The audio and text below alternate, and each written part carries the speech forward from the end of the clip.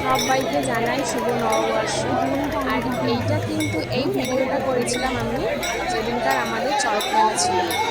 আর ভিডিওটা দিতে একটু দেরি হয়ে গেল, কেন আমি একটু ব্যস্ত ছিলাম, কেন বাড়ি ভর্তি লোকজন ছিল, এর জন্য ভিডিওটা একটু দেরি হয়ে গেল।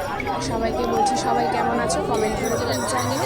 আর কাদের কাদের ওখানে চড়ক মেলা বা চড়ক পূজা হয় আমাকে কমেন্ট করে জানিও কিন্তু অবশ্যই।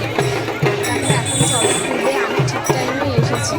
সবসময় কিন্তু এই দৃশ্যটা দেখা যায় না, কোনো টাইমিংটা ঠিকঠাক থাকে না আমার, কেন আমি সব কিছু সেরে তারপর আমাকে বেরাতে হয়। আর এখন তো মেয়েকে পড়তে দিয়ে এসে তারপরে আমি এসেছি। আর মেয়ে থাকলে কিন্তু মজা করতো, কিন্তু এত ভিড় হয়েছে যদি মেলায় হারিয়ে যেত এই একটা আমার খুব ভয় থাকে। আমার মেলা বলো কোনো স্টেশন বলো, আমার বাচ্চার প্রতি খুব একটা কী বলতো ভয় কাজ করে যে এত ভিড়, বাবা ও যদি হাতটা ছেড়ে দৌড়ায়। আমার মেয়ে খুব দুষ্টু, কিছু দেখলেই হাতটা ছাড়িয়ে নিয়েই আর দৌড়াতে থাকবে।